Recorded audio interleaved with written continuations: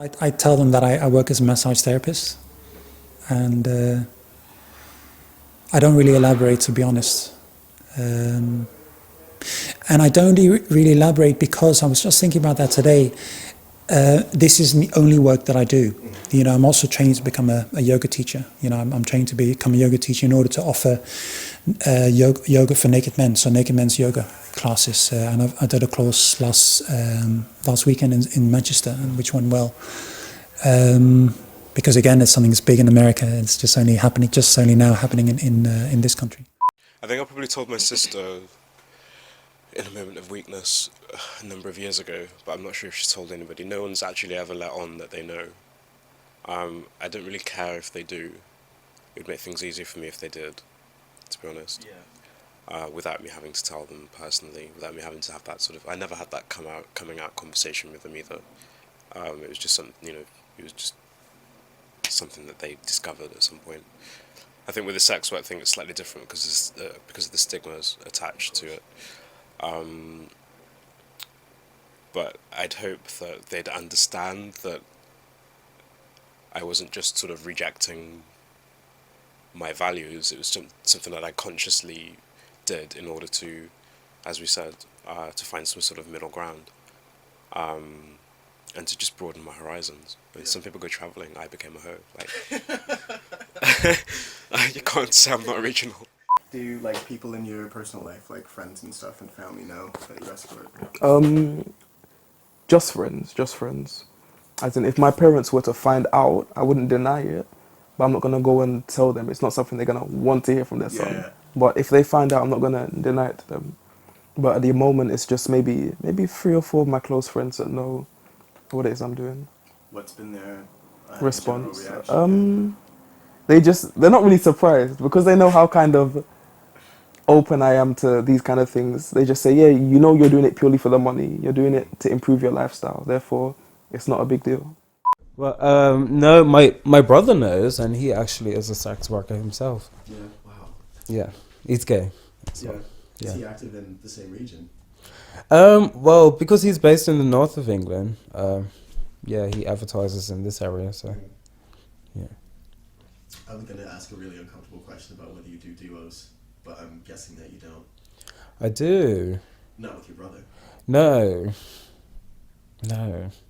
But that would be hard, wouldn't it? I mean, I probably won't engage with him, but we could definitely be in the same room. You know, I've had 1 or 2 house parties, and it's just like kind of went out of control. My brother's there. But yeah, no, there's a line there, and we've never crossed that. No. I am proud to tell anybody I'm an escort. Oh yes, I am 100% proud. You know, if you've got what it takes to be an escort, why don't you become an escort? Exactly. You're fucking for free. You fuck everybody for free, and I fuck for money. What difference does that make? Hell no. Oh, please excuse me. It's challenging. I mean, when I go up north to stay with family, and my phone's ringing off the hook, and it's like, oh shit, my mom's here. Or my little sister. I don't want to answer and say, yeah, 8 inches, cut, top. Like, it's just like, oh God. So, but I'm at an age where, I live on my own. I've lived on my own since I was 17, and I'm used to being open, because I do business mainly in my own place of residence or wherever else I am, but in my family home, no, probably wouldn't. Yeah. Not straight away. Just want to see where it goes first, and yeah. No, I've never mixed with other escorts. Maybe for a very short spell when I was living with the pornographer, a couple of years after the initial meeting. I was living with him in Camberwell, his partner, and there was sort of 3 or 4 other boys kind of living there and hanging around. And I sort of did that for about 3 months, but apart from that, I've just always had normal friends. Yeah. Most of whom know what I do, and most of whom, they wouldn't be my friends if they weren't accepting of what I did. So, like your family, do they have any idea? No. No.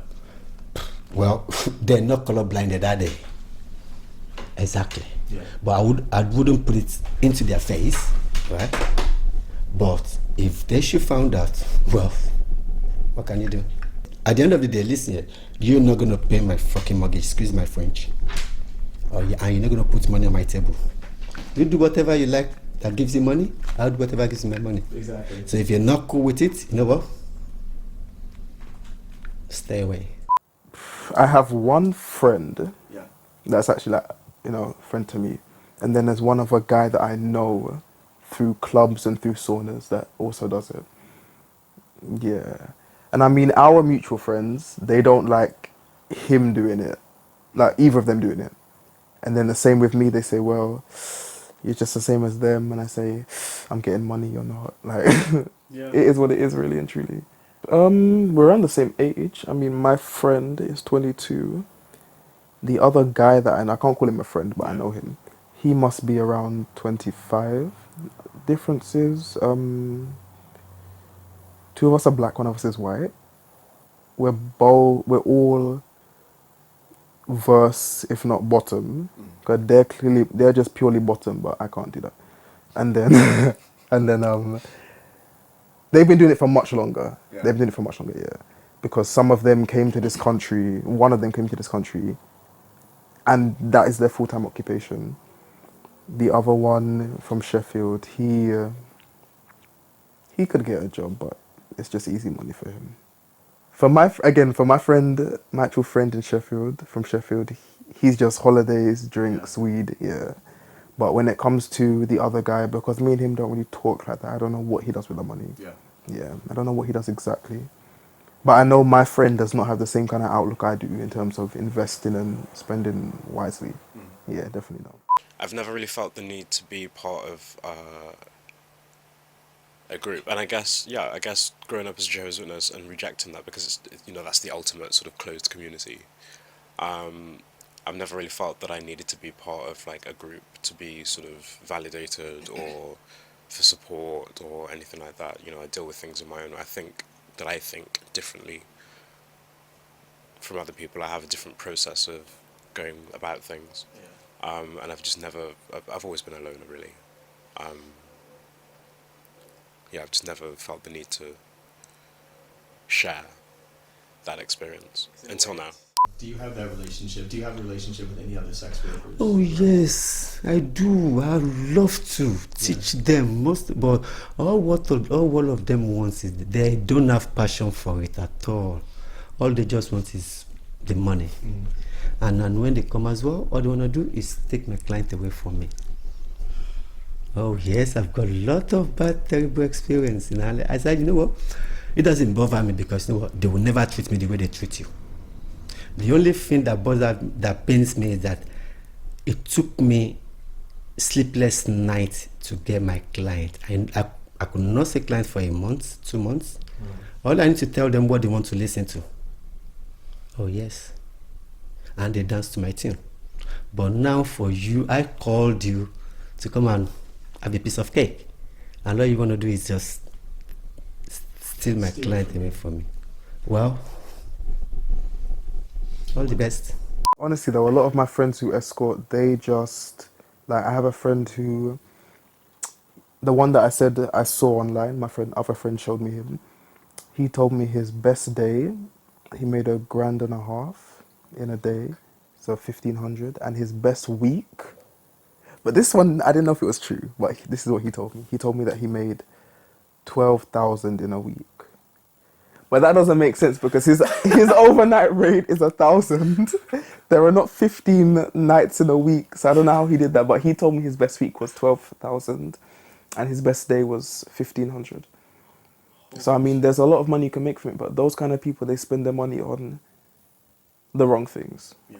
They spend it on alcohol. They spend it on going out. They spend it on holidays, stuff that is not going to help them in the future.